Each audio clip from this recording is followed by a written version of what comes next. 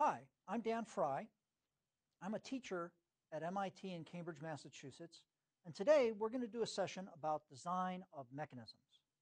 This should be a fun session that allows you to get hands-on and to think hard about how machines work. This is a session that's going to rely upon your knowledge of geometry, particularly facts about circles and triangles. It turns out that this topic of geometry is related to something called kinematics that we engineers use. Kinematics is just geometry in motion. So you're going to use geometry in ways that might be a little bit different than what you're used to, but it shouldn't intimidate you because we're going to have hardware that's available so that you can gain some experience and some insight into how it works. Let me define a couple terms before I move on. Design and mechanism. Design is the process of creating an artifact that executes some useful function. This is one of my favorite topics because it allows me as an engineer to be creative and to make things that have never been seen before. So that's design. Now, what's a mechanism? A mechanism is a collection of items, parts, that are interconnected so that their motions are coordinated. So design of mechanisms involves choosing the shapes and locations of those parts and the way they're interconnected so that you get the function that you're interested in creating. Now, mechanisms are all around us. For example, in agriculture, a mechanism might be used in crop processing to pick a vegetable or to take the husk off of that same vegetable. Also, a mechanism might be used in a sewing machine to guide a needle and thread and make a stitch. Another very common use of mechanisms is in engines. Here on the computer screen, we have a model of a compressed air engine, and it's all color-coded so that we can talk about the pieces and keep track of all the moving parts. Let me start with this red piece here on the left. That's what I call a crankshaft. The red piece is mounted up in the case of the engine on a bearing here, so it can rotate about this point right at the center. Let me cause that rotation now by dragging on it. See the rotation of the red part of the crankshaft? All right, now let me talk about this pin here. This is called the crank pin. This crank pin is all part of one rigid component called the crankshaft. Therefore, the distance between the center of this pin and this bearing here, the center of the crankshaft, is fixed. So what happens when you have a collection of points which are all one fixed distance from a single fixed point? Well, that's a circle. You know that from geometry. So this configuration of parts allows the pin to move, but only in a circle. Now let's go to the other components of the mechanism. Here in blue is a connecting rod. As the name suggests, it connects. It connects between this point here, the center of the crank pin, over to the piston, this green part on the right. Now again, the connecting rod is rigid, so the distance between the center of the crank pin and the center of this bearing over here that connects it to the piston is also a fixed length. Finally, we have the piston, which is in green. And the piston is a cylinder, and it's inside of a hole that fits closely to that cylinder, so it can just slide back and forth. So what does the mechanism do? It converts the sliding back and forth motion of the piston through the connecting rod into rotary motion of the crankshaft. So this particular mechanism changes one kind of motion, back and forth motion, into another kind of motion, around and around cranking of the crankshaft. Now I want to give you an exercise. What if I told you some facts about the geometry of this mechanism? What if it turned out that the distance between the center of the crankshaft and the center of the crank pin was 3 units, let's say 3 millimeters. Then I also told you that the length of the connecting rod. Therefore, the distance from this point to this point is 5 millimeters. And finally, what if I place the piston so that the distance from the center of this joint, which connects the connecting rod and the piston, to this point, which is the center of the crankshaft, is 4 millimeters. So, to review, from here to here, 3 millimeters. From here to here, 5 millimeters. From here to here, 4 millimeters around in the circuit. Now, the challenge for you is, given those facts and what you know about geometry, can you figure out what location and what angle the connecting rod has to have with respect to the rest of the engine, in particular the case? Go ahead and talk to your instructor and the other students in the room with you and see if you can work out a solution to this problem I've just posed. I'll see you in a minute.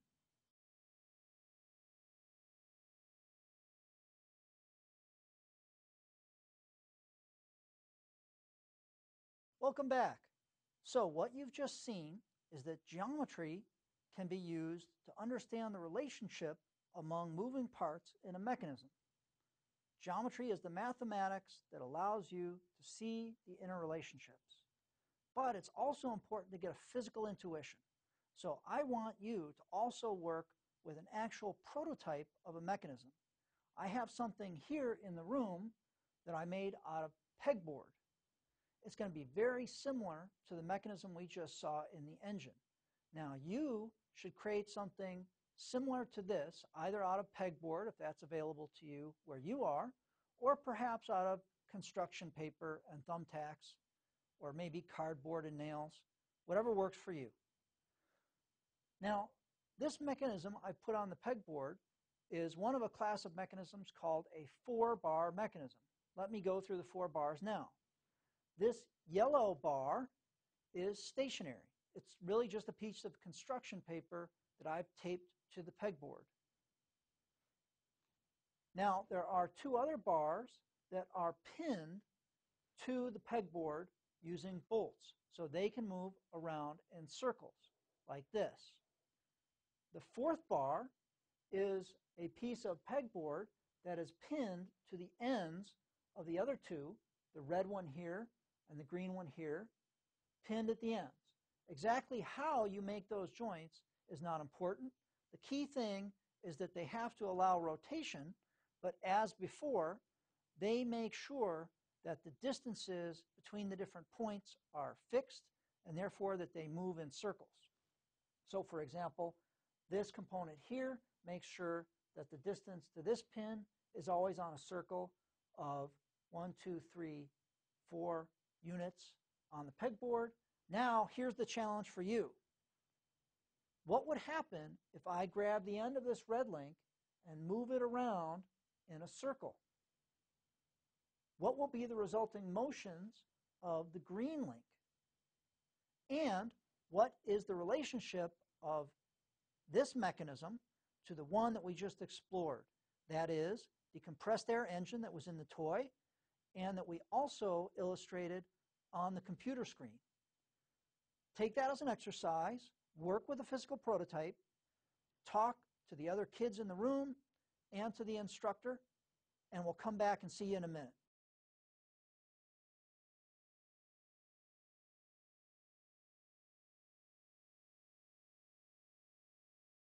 Great. So you're back from that interactive work session, and you and the other students in the room and your instructor have been building actual physical prototypes that show how mechanisms work. And what you've seen is that one of the things you can do is make a 4-bar mechanism that converts rotary motion into essentially oscillating motion. What we have here is the red link. If it goes around and around, the farthest end of the green link essentially just goes back and forth. Now, if we're being precise, it's moving in a circle centered at this location, but the number of degrees in the arc are so short, are so few, that it's essentially a straight line motion. to engineering approximation. So, now, when we as engineers take a mechanism that's of a particular fixed arrangement that already exists, such as what we saw in the compressed air engine, and we use our analytical skills of math and physics to figure out what it will do, we call that analysis. You've got what exists, and you try to figure out how it'll behave. But engineers also need to do synthesis. That is, sometimes they know how we want something to behave, and we have to figure out what configuration will bring that about. So let's do a little bit of synthesis now. I'm going to move the pegboard out of the way, and we're going to use a little different piece of pegboard. I've cut out a piece of pegboard into what looks to me like the bed of a dump truck. What you imagine is that this is the part that holds materials such as gravel. And what we're going to do is we're going to come up with a specification for how this dump truck should operate. We're going to define some positions that indicate how it should behave when we apply some energy to it and make it operate. So let's first depict the normal position of the bed when it's low and flat and we drive the dump truck around on a construction site. I'm going to try to make it as flat as I can, and I'm going to trace it out. This represents on the chalkboard one of the desired positions of the bed of a dump truck. Now what I have to show you is some motions that we want the dump truck to take. Now let's imagine that what we want it to do first is to move up and over, for example, to get over a barrier. So let's say that we want it to move up by 8 units and over by 4. So we count them out. 1, 2, 3, 4, 5, 6, 7, 8, and over 1, 2, 3, 4, and we make a mark, and then we move the bed over to that mark. Line it up and make it as flat as we can make it by eye. If we were working in a CAD tool, we could make it exactly flat. I'm going to trace it out. So what we're imagining is we want to lift the truck up, keeping it relatively flat. So, for example, we can go over, maybe there's an obstacle there, and we want to get over that. Now, in the last part of the motion, what we want it to do is to come over further and dump out. So let's say we want it to go up 6 units, 6, and over 14 units, 6, 7, 8, 9, 10, 11, 12, 13, 14. Make a mark, lift this up, move it over to that mark, and also let's say that what we want it to do at that point is to dump out.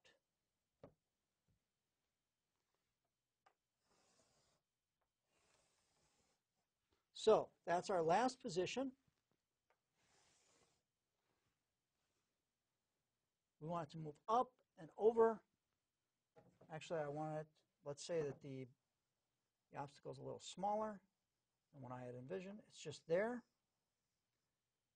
So what we have is 3 specified positions of the bed of a dump truck. We want to pick that bed up, keeping it relatively flat to overcome an obstacle, then move it up and over and turn it so that the gravel or whatever else we're carrying dumps out. So what we've done is with some precision to define what we want the mechanism to do, the motions through which we want the mechanism to guide the bed. Now, if we want to guide this motion using a 4-bar mechanism, consider what we need to do. We know that a 4-bar mechanism has 2 links that connect from what we'll call the ground to something that moves. So the bed is that something that moves, and we want to figure out where the links on the ground go. So we have to come up with the locations of two joints at either end of that link. Now, let's assume that on this bed that the first joint goes here. That would be a convenient place to locate a joint that is at the end of one of the links of the 4-bar mechanism. Now, if we place the joint there, then when the bed lifts up over into this position, that point is in the same relative position. The same distance up from this corner, the same distance over from this corner. It's really the same physical point, but it's at a different location in space because of the motion of the bed in time. Now, in the third position, again, the bearing moves to here.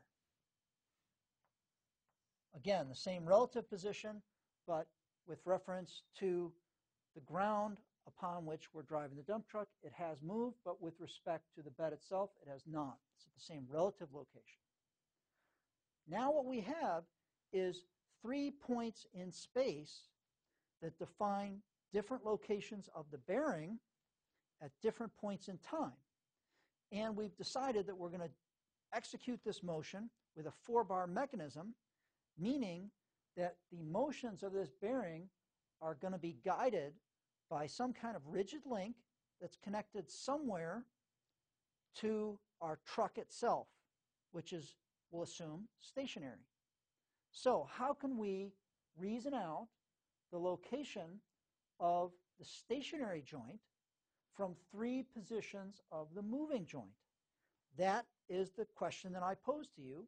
And what I'd like you to do now is to take another pause from the videotape, work with the students in the room and your instructor, and work out how you'll do that. Take 3 positions of something moving and reason out the position of the fixed point. See you in a couple minutes.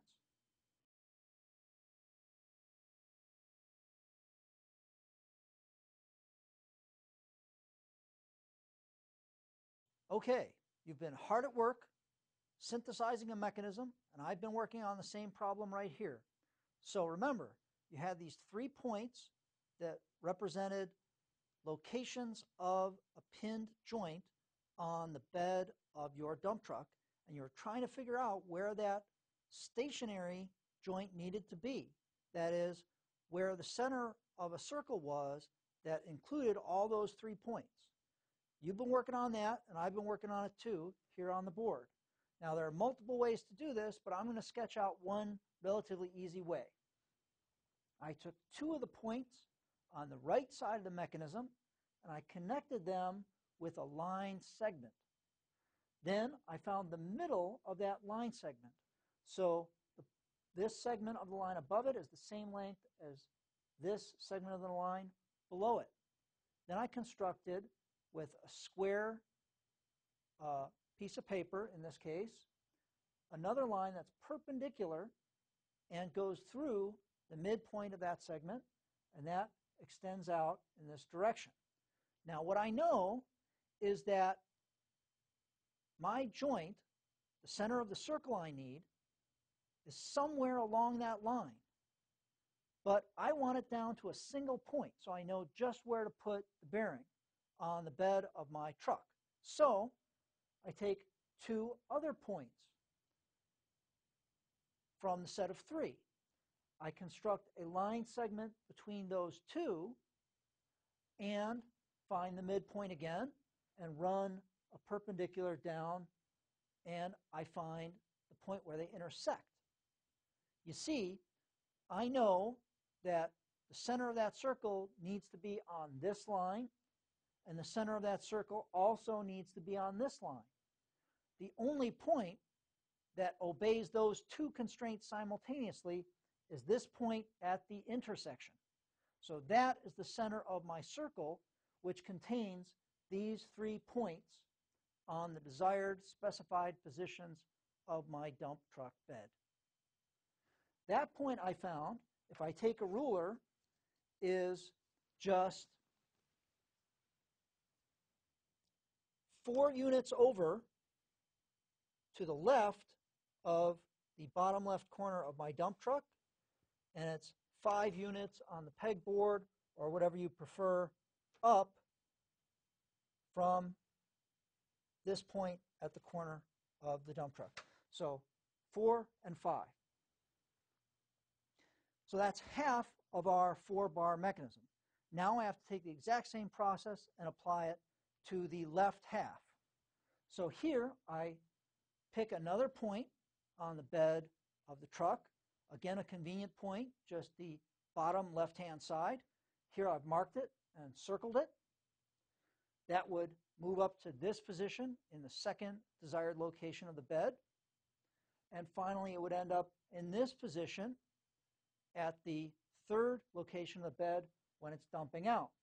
Again, those 3 points define one circle, a unique circle with one center and one radius.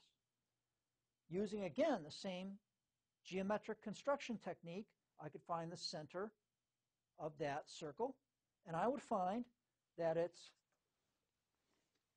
aligned with the one before, and it's 8 units up above it.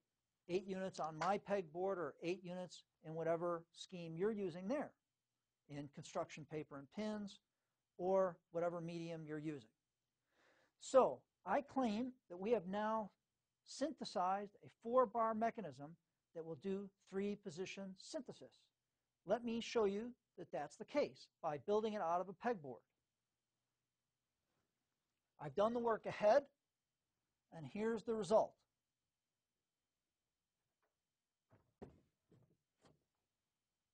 I've got a pegboard here, and it has a link in one of the specified positions going to the left corner of my dump truck, another link 8 units below it, and that's extending over to the right bottom corner of my dump truck, and I've color-coded it just the same way as our previous mechanism. So we've got a long green link, a moving blue link, and a short red link. Now, let's see it move. We start at one position, which is basically flat. It then moves up into another position, which is also basically flat, and you can see the correspondence between what I put on the board and that second position. Now, it moves yet again, over and down, and you see it again corresponds to the position that we specified. It moved over and dumped out. Also, interesting to note that it went over the obstacle that we had defined before. Started in the first position, missing the obstacle. Up to the second position, the bed, missing the obstacle.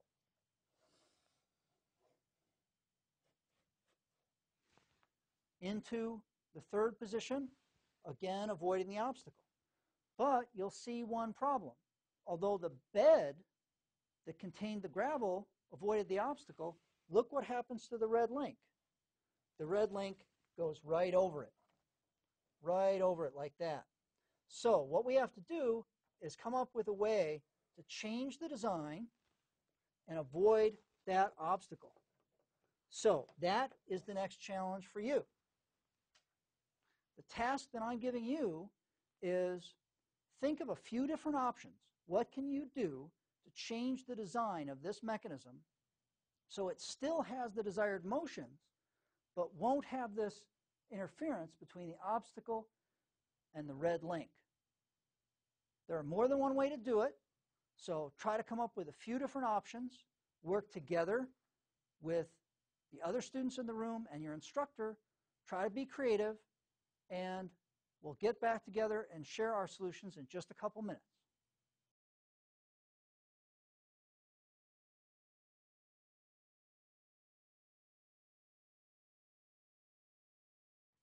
Okay, welcome back from your brainstorming session. You were dealing with the issue of how it is that you are going to make that red link on the right side of your mechanism avoid the obstacle. Now, there are lots of different ways to do this, I'm just going to show you one that I tried to work out ahead of time. Remember that before we had this red link and it was just in a straight line like this. But it turns out there's nothing particularly requisite about a straight line connection.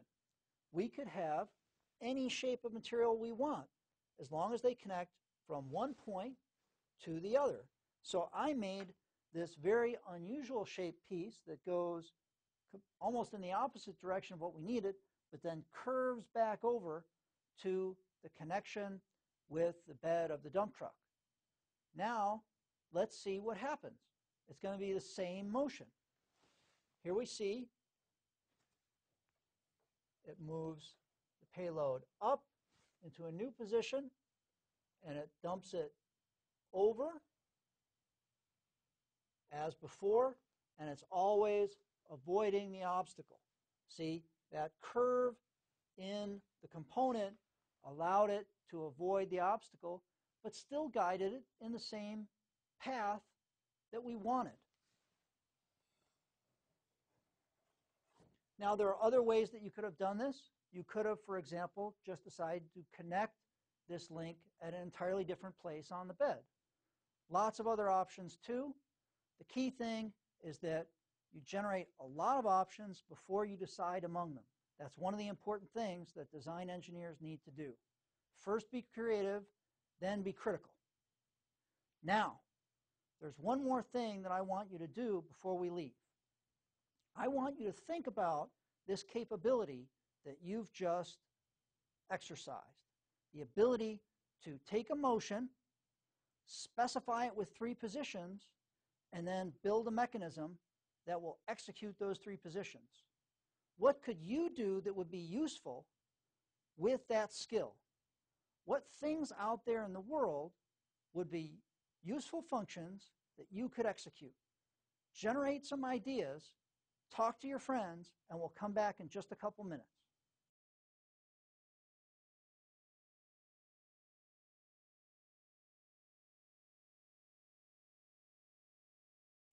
Great. Okay, you're really thinking like design engineers now.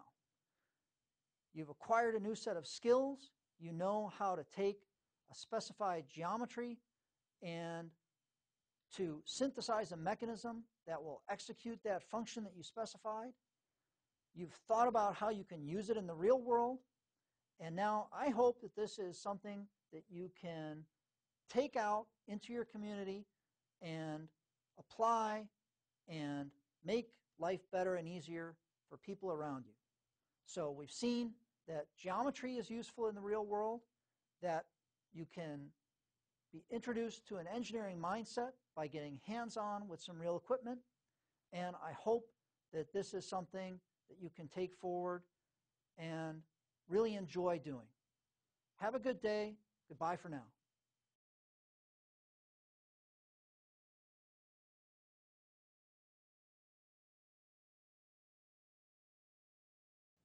Welcome to the trailer for the Blossoms module entitled Design of Mechanisms.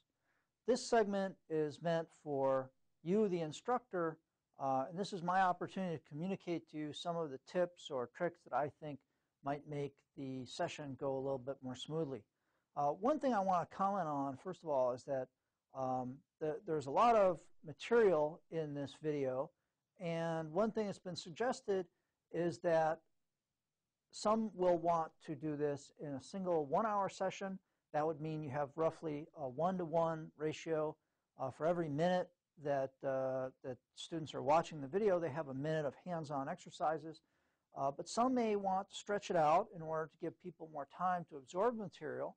You could break the session into 2 1-hour activities, and that would mean that you have approximately 15 minutes of video and 45 minutes of hands-on, and that for some people will be a better ratio. Now, one of the things that I want to suggest is that for this topic of mechanisms, I believe it will be important to have hands-on experience with materials that give some of the behavior of mechanisms. And one of the ways to do that, as I show in the video, is with pegboard. You see behind me here, pegboard is a white material in many cases with an array of holes in it. This is sold in hardware stores where I am relatively inexpensively because it's just a kind of dense cardboard material. I bought this sheet. It comes in sheets a little larger than what I have behind me here, and I cut it down to a size that I could use in the classroom. The other thing you'll see on the board behind me is these links that are also made out of pegboard, just narrow strips that have just one row of holes in them. I have one such right here. So I took a regular carpenter's saw and cut out strips of the material, pegboard material, and I actually put it together double width. I glued with white glue one strip to another strip to get a little more thickness, and that made the links a little stiffer and also enabled me to use nails as pins so that they would stay in place a little more securely. Now, what I want to suggest is that this means of assembling mechanisms is probably the optimal one for your students because it allows them to put together the mechanisms with some precision. You know, the holes allow you to measure out distances with some accuracy. It also allows for very convenient attachment and disassembly of the mechanism. So I'm going to move back to the board now and talk about that a little bit. What you see here is that I've got one strip. I've colored it red just with a permanent marker, and I've used a screw with some threads in order to fix it to the white background. And then near the top here, I have used a nail to go through the blue link above all the way through to the red link behind. So the nail is going through both, and that allows for relative motion such as what you see here. And I'll have more on this in a handout that goes along with the video module, but I just wanted to comment on these couple of details for now. Another option, I understand that many of you will perhaps not be able to get your hands on some pegboard, or maybe you want an option that takes a little bit less preparation time, so I want to offer an alternative which is probably fine for this purpose and a little simpler. I'm going to move forward to the table now, and what you see is I've put together something just with construction paper. It's just paper that's colored and is a little bit heavier than the paper that we normally write on. I've cut out a strip of red colored paper here, and I've used a regular thumbtack. A thumbtack, you know, has a wide top on it and then a spine coming out that's sharp. I pushed that into the yellow construction paper here, and now you see that the red piece of construction paper is hinged now to the background. It can rotate around the spot where I've inserted it, just like that. Now if I want to connect another link to it so that it's attached to the red piece, my recommendation is that you put the thumbtack in the piece that can move and then turn it around so the thumbtack is behind and put it up through the back of the red piece, and now you have something that's beginning to look like a mechanism. One piece is hinged to the background, one piece is hinged to the red moving piece, and you have, at this point, 2 degrees of freedom in motion. And the paper is stiff enough so that you can move it around. You can't really transmit forces, but you get the same kinds of controlled motion that you would with a mechanism. So I think this is a reasonable option for you.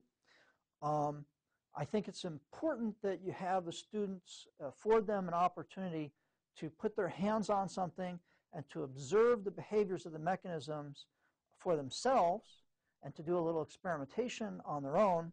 So I want to recommend that you do something, either the pegboard or the construction paper, but make this a hands-on experience for your students if at all possible. So now in the rest of the trailer, what I want to do is talk about some of the solutions to the questions that I pose in the video, and we can go on to that now. So now we'd like to talk about the question that I posed right before the first pause in the video. At that moment, we were talking about an engine that runs on compressed air and is in a toy. And I showed that to you in the video, and I also showed it to you on a computer screen, much as the computer screen behind me. And I set up a question in the following way. Here we turn to the computer screen. We have a red crankshaft here, and to it is connected a blue connecting rod so that the end can rotate like this. And then at the other end of the blue connecting rod is this green piston. And I asked, what if we knew that the distance between the center of the connecting rod and the left end, the center of the crankshaft and the left end of the connecting rod, what if we knew that that distance was 3 millimeters? What if the length of the connecting rod from this center to this center is 5 millimeters? And what if we also position the green piston so the distance from this point on the right end of the connecting rod to the center of the crankshaft is 4 millimeters? So now I'm going to go to the board and talk about the solution to that problem. So we said that there was a connecting rod and it had a center at some location, and we indicated that there was a connecting rod that was linked to it so that it could move in a circle like this, and that from here to here there were 3 millimeters of displacement. Then we further said that the connecting rod, its two ends, were configured so that there was a distance of 5 millimeters. And finally, we also said that the piston was configured so that the distance, finally, horizontally here, was 4 millimeters. And I asked if we could use geometry to then figure out what is the orientation of the connecting rod here. For example, what is the angle in here from the horizontal? Now, one of the things that we can do right away is to apply a theorem from geometry that you may have covered in recent weeks and months, Pythagoras' theorem. And what that tells us is that if the two legs of the triangle, their lengths are such that the squares of those two distances equals the square of the last leg. If that's true, which it is, that 3 squared is 9, 4 squared is 16, and 9 plus 16 is 25, which is 5 squared, then we know that this must therefore be a right triangle. So we've established that this angle in here is 90 degrees by applying Pythagoras' theorem. Now, if we want to establish this angle in here, therefore, we see that the opposite side over the adjacent side is the ratio 3 to 4. So the tangent of this angle, let's label it alpha, is equal to 3 over 4. Therefore, the angle is roughly 37 degrees if you happen to have a table or a calculator that can make this calculation.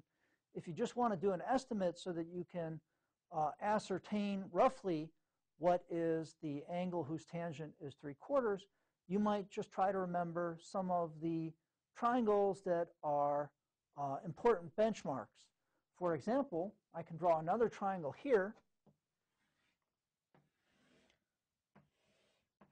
And what if it has 30 degrees here, 60 degrees here, at a right angle there? Now, one thing that you might commit to memory is that the sides of this triangle are in the ratio 1, 2, and the square root of 3. So making a comparison here between this triangle and this triangle, what you see is that the tangent of 30 degrees is 1 over the square root of 3. The tangent of the angle we're concerned with is 3 over 4. So making the comparison, we see that this angle should be just a little bit larger than that angle, therefore a little larger than 30 degrees. Now there's one subtlety in this problem that I want to point out. I asked if you could tell me how this connecting rod is configured, given that you know these distances are 3 and 4 and 5. Now it happens to be the case that there are really two possibilities. We know that the angle in here should be about 36 degrees, but here's a consideration you might want to think about.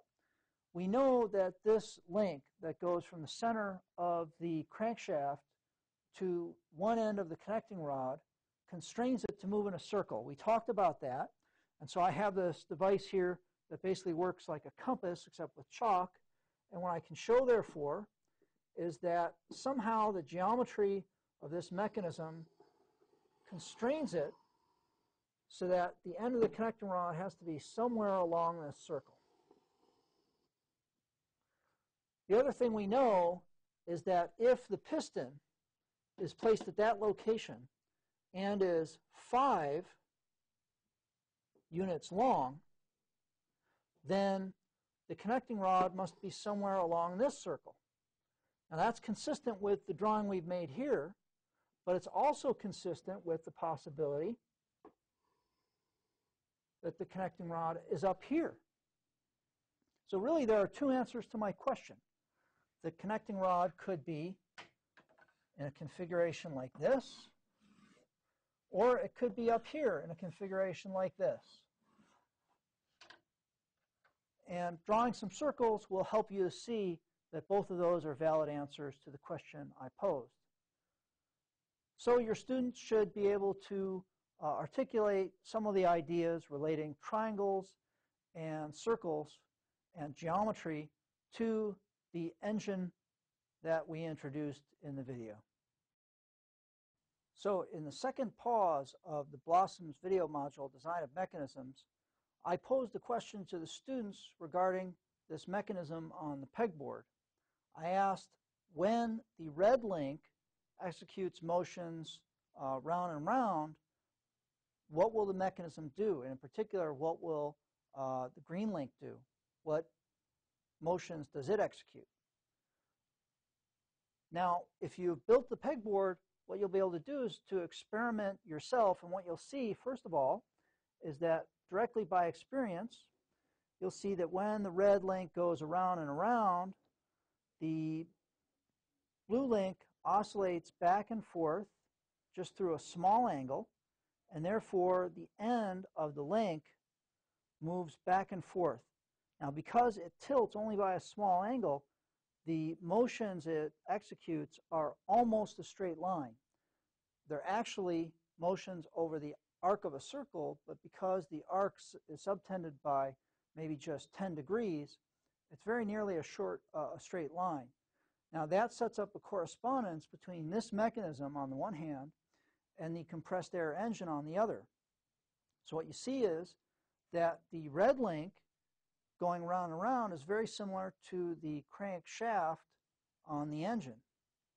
The blue link is very similar to the connecting rod, and the green link, because its end is going in almost a straight line, is very similar to the green piston in the compressed air engine model we have on the computer screen here.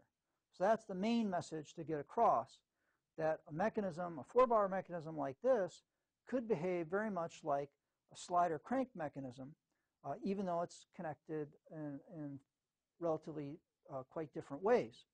A few more subtleties about the motions that you might want to note are that as the red link begins to go around and around, there's a critical point here which is of interest.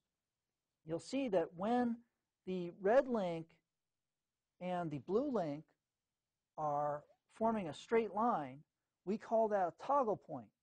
And at this point, the green link has moved as far to the right as it ever can. Further motions, clockwise, in this manner, begin to bring the green link back toward the left until we reach yet another toggle point. Again, the blue link and the red link are in a straight line, in this case, though, overlapping. Now the green link has moved as far to the left as it ever will, and subsequent motions, again clockwise, will bring the green link back toward the right to the vertical position as the red link comes to the vertical position, and we're right back where we started. So again, circular motions of the red link cause almost straight line motions of the top end of the green link. That means that there is something very similar to a slider crank, and therefore a close correspondence between what we made on the pegboard and the compressed air engine that we showed in the video. In the third pause of the Blossoms video module on design of mechanisms, I pose a question to the students. They have 3 points that characterize the motion of part of a mechanism, and I ask them how they could determine the point at which they need to locate a joint or a bearing. Now, this is related to the geometry of circles, and I show a construction technique in the video itself after the pause that gives a little bit of detail. At this point, I want to show just a little bit of the geometric theory behind that construction technique I show. First, here on the board, what I'm going to do is make a circle that I can talk about. Let's say that we knew that there was a circle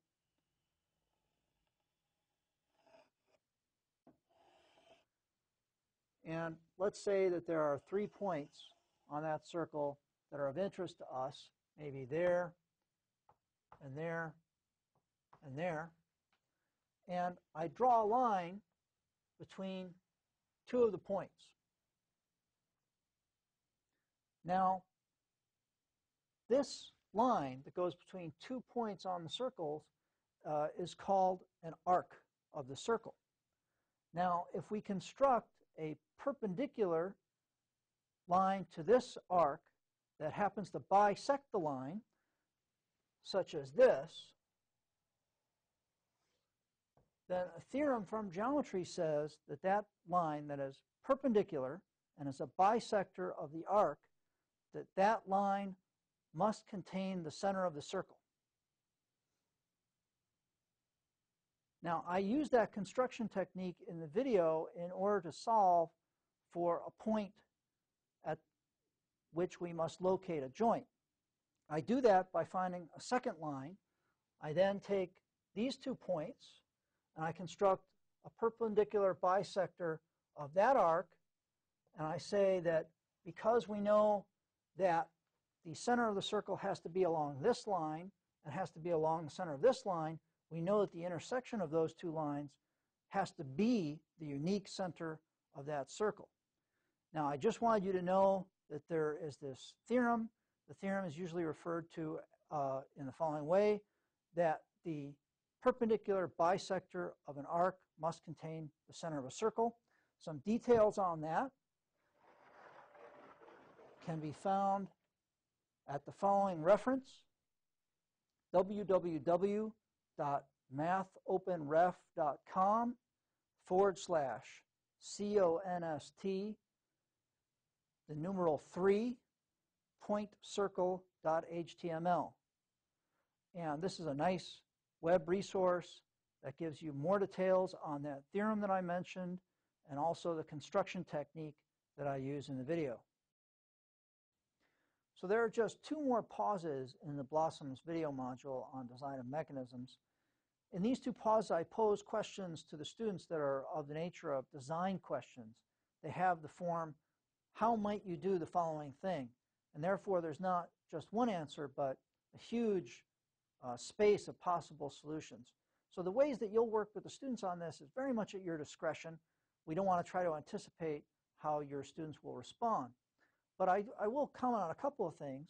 In the first pause, I ask the students to consider ways to modify a mechanism so that you can avoid one link hitting an obstacle. And I show this one way to do it by changing the shape of a link. I show that in the video module itself. Now, your students will find other ways to do it, such as changing the position of the link on the dump truck bed. Now, the thing that I consider critical is that when your student proposes a way to do something, although there's not one right answer, there are better and worse answers. So what I think you should do is go back to the hardware. If you have pegboard in the room, have them demonstrate their proposed solution and see if in fact it does provide the desired motion and avoid the obstacle as we had hoped. Go back to the hardware and really demonstrate the solutions. In the last pause on the video, what I ask is that that the students think of things out there in their communities, out in their world, that they could put to use this capability to design mechanisms to guide motion. So their reasonable answers to that question are any function out there in their community in which a body needs to move over and over along a prescribed path or in a prescribed manner.